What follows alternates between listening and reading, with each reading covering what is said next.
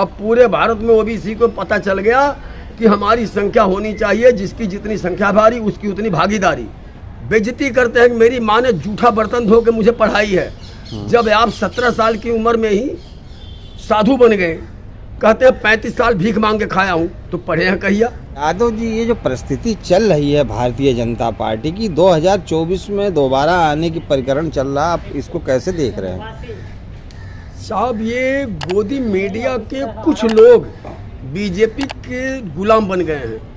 उन्होंने केवल ढकोसलेबाजी कर रहे हैं। जनता त्राह हो गई है। नौजवान बेरोजगार बन गया, रोजगार कार्यालय बंद कर दिया गया। रेलवे से 17 लाख लोगों की छटनी कर दिया कि लोग घर बैठ गए हैं। पुरानी पेंशन ख़त्म कर दी गई।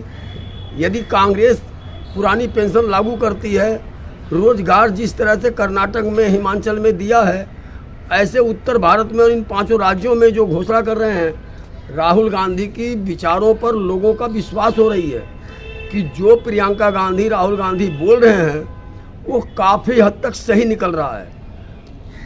गोदी मीडिया का कहना है कि मायावती और अखिलेश यादव मध्य प्रदेश विधानसभा का बिगाड़ रही हैं खेला, इस पे क्या कहेंगे? साहब, ये अनर्गल बातें गोदी मीडिया के कुछ लोग फैला रहे हैं। राजनीति में हर पार्टी अध्यक्ष चाहता है मेरी पार्टी की शाखा बढ़े, हमारी पार्टी ताकतवर हो। दोनों पार्टियां या कमलनाथ जी अपनी जगह ठीक हैं और 5 राज्य में बीजेपी हार रही है। बड़ी तादाद में बीजेपी के विधायक भी कांग्रेस में गए हैं, कुछ निर्दल लड़ रहे हैं। इन्होंने कई मंत्रियों को विधानसभा में उतार दिए हैं, घोड़े से गधे चढ़ा दिए हैं। इनके एमपी जो चुनाव लड़ रहे हैं 13 से 17 तक, वो लोग हारेंगे और अपना बोरिया बंधने के बाद खटिया खड़ी बिस्तरा गोल हो रहा है। नहीं, 2024 में प्रधानमंत्री जी खुद लाल किले से बोल चुके हैं कि क्या नाम, मैं तिबारा आऊँगा, प्रधानमंत्री बनूंगा, तो उस पर क्या कहेंगे? साहब, सनातन धर्म में कहा जाता है 10 साल पर दशा बदलती है। मोदी जी जड़ से झूठ बोलते हैं। अपनी माँ का भी नहीं बख्शे, माँ को बार बार बेइज्जती करते हैं कि मेरी माँ ने जूठा बर्तन धो के मुझे पढ़ाई है। जब आप 17 साल की उम्र में ही साधु बन गए, कहते हैं 35 साल भीख मांग के खाया हूँ, तो पढ़े हैं कहिया। उसके बाद ये राजनीति में आ गए। इनकी डिग्रियाँ भी सारी गलत हैं, डिग्रियाँ भी झूठी हैं, फर्जी हैं। कहते मैं चाय वाला हूँ। चाय कहाँ पर दुकान उनकी थी? आज तक कोई मिला नहीं कि जो उनकी दुकान पर चाय पिया। उनकी माँ किसके घर में जूठा बर्तन धोई, वो कोई देखा नहीं। नोटबंदी किए, बूढ़ी माँ को 90 साल की उस बेचारी देवी जैसे माँ को लाइन में खड़ा कर दिए। शादी हुई 3 साल बाद घरवाली को बंदी बना के छोड़ दिए, जो इंटर कॉलेज की मास्टरनी है। आज उनको अपनी ज़िंदगी अपने से भी जीना मुश्किल कर रखे हैं। इन्होंने बचपन में माँ बाप को धोखा दिया, जवानी में घरवाली को धोखा दिया, प्रधानमंत्री बने, मुख्यमंत्री बने तो आम जनता को धोखा दे रहे हैं। यादव जी, मैं ये कह रहा हूँ, देश में बेरोजगारी, महंगाई, भ्रष्टाचार इतनी फैली हुई है, इसके जिम्मेदार कौन, आप किसको कहते हैं? 2024 के बाद पूरी भारत को मोदी जी, अमित शाह ने बेचने का काम किया। मुट्ठी भर व्यापारियों को इन्होंने पूरे भारत को हवाले कर दिया। इन्होंने रेल बेच दिया, रेल हवाई अड्डा बेच दिया, रेलवे स्टेशन बेच दिया, रोड बेच दिया, सड़क बेच दिया। किसानों के बेचने को काम किया, जो 13 महीने बैठ करके किसानों ने तपस्या किया। 700 से ज़्यादा किसान मर गए। किसानों की तो आय उन्होंने दुगनी करी है, गोदी मीडिया बताती है। जड़ से झूठ बोलते हैं। गोदी मीडिया के कुछ लोग बीजेपी के गुलाम बन गए, रात दिन झूठ बोलते हैं, झूठी अफवाह फैलाते हैं। जातिगत जनगणना बिहार सरकार ने जो किया, वह छोटी सी उम्र का तेजस्वी यादव मोदी जी के लिए काल बन गया है। अब पूरे भारत में ओबीसी को पता चल गया कि हमारी संख्या होनी चाहिए, जिसकी जितनी संख्या भारी उसकी उतनी भागीदारी। जनगणना की आवाज़ हर जगह उठ रही है। यहाँ तक कि बीजेपी के गठबंधन में जो 48 पार्टियाँ थीं, वो उनसे काबू से बाहर होती जा रही हैं। आज 36 रह गई। 36 में से भी कई पार्टियाँ निकलने जा रही हैं। मोदी जी की संगठन अब कमज़ोर हो रही है, लोगों का विश्वास घट रहा है। मोदी जी राम के नाम पर कितना झूठ बोलेंगे, राम भी उनसे नाराज हो चुके हैं। वो यादव जी, वो तो भव्य राम मंदिर बना रहे हैं, देखिए रोजगार तो आता रहेगा, लेकिन मंदिर मस्जिद तो बहुत कम निर्माण होते धारा हैं। 370 और राम मंदिर के नाम पर इन्होंने जनता को बहुत ठग चुका। राम के नाम पर जमीन हथियाई जा रही है। राम मंदिर के संगठन में केवल सवर्णों को रखा गया है।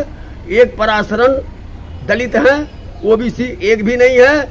आपकी हुकूमत में 90 सचिव हैं, 90 में से 3 ओबीसी के हैं, एक मुसलमान है, एक दलित है। 85 सवर्णों से देश चल रहा है, बाकी भागीदारी कहाँ चली गई?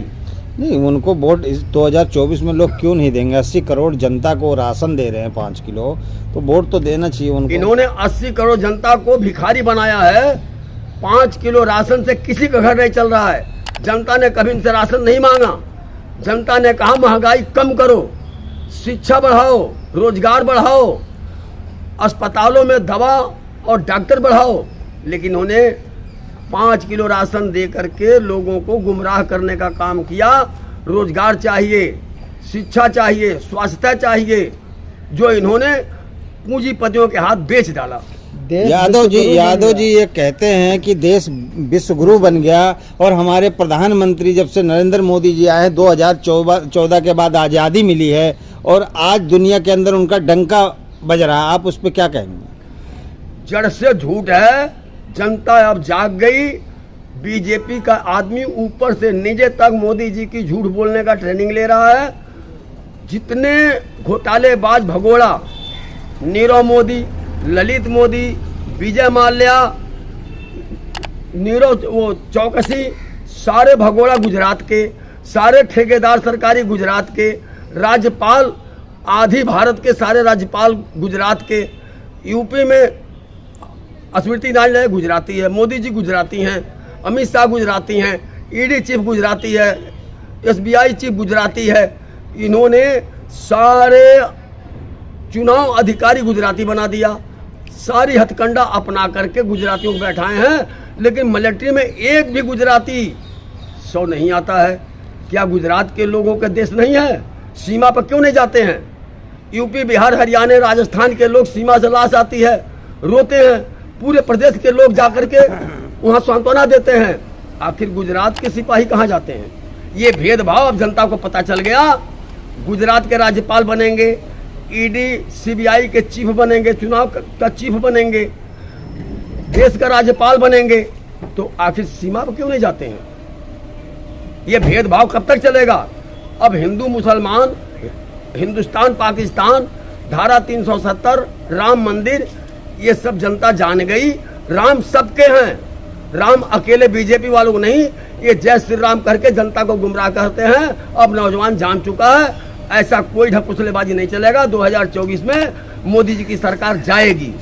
अब जोगी मोदी का समय विदाई किया गया, ये अपने ही कर्मों से चले जाएंगे। आपने वो नारा सुना होगा, मैं भी चौकीदार हूँ, बहुत फेमस हुआ था। साहब, इन्होंने कहा मैं चौकीदार हूँ। चौकीदार चोर है। राहुल गांधी ने शुरू में कहा चौकीदार चोर है। एक चाय वाला हवाई जहाज खरीद लिया, बुलेट प्रूफ रेल गाड़ी ले लिया। आज तक हमारे कोई प्रधानमंत्री, राजघराने के बीपी सिंह थे, वो भी हवाई जहाज नहीं लिए। राजेंद्र बाबू हवाई जहाज नहीं लिए, राष्ट्रपति थे। इंदिरा गांधी हवाई जहाज नहीं दी, जो पूर्वी पाकिस्तान को कब्जा करके बांग्लादेश बना दिया। 19,000 सैनिकों को कब्जा कर लिया। नक्शा से ही आधा पाकिस्तान मिटा दिया, वो भी हवाई जहाज निजी नहीं लिया। मोदी जी ढकोसलेबाज हैं, झूठे हैं, लुटोरे के आर हैं। तो हवाई जहाज लिए तो उससे क्या फर्क पड़ता है? लेकिन जो स्टेडियम भी बने हैं, वो भी इंदिरा गांधी के नाम से बने हैं, और मोदी ने भी बनाया स्टेडियम। मोदी जी ने सड़कों का नाम बदला, जिले का नाम बदला, शहर का नाम बदला। नाम बदलने से देश में तरक्की नहीं हो सकती है। दीनदयाल उपाध्याय ने देश के लिए कोई काम नहीं किए, और दीनदयाल उपाध्याय के नाम पर इन्होंने ढकोसलेबाजी कर रहे हैं। वो अंग्रेजों की दलाली करते थे। वीर सावरकर अंग्रेज दलाली करते थे। आरएसएस के लोग अंग्रेजों की दलाली करके व्यापार चलाते थे। और आज गोदी मीडिया को पॉकेट में रख करके देश को बेच करके विदेशों से जो देश हमारा दुश्मन था, वो चीन और अमेरिका के कंधे पर लेके घूम रहे हैं। ऐसे लोग देशद्रोही हैं। इनको जनता पहचान गई, 2024 में विदा कर देगी। इस 5 राज्यों में भी चुनाव हारेंगे।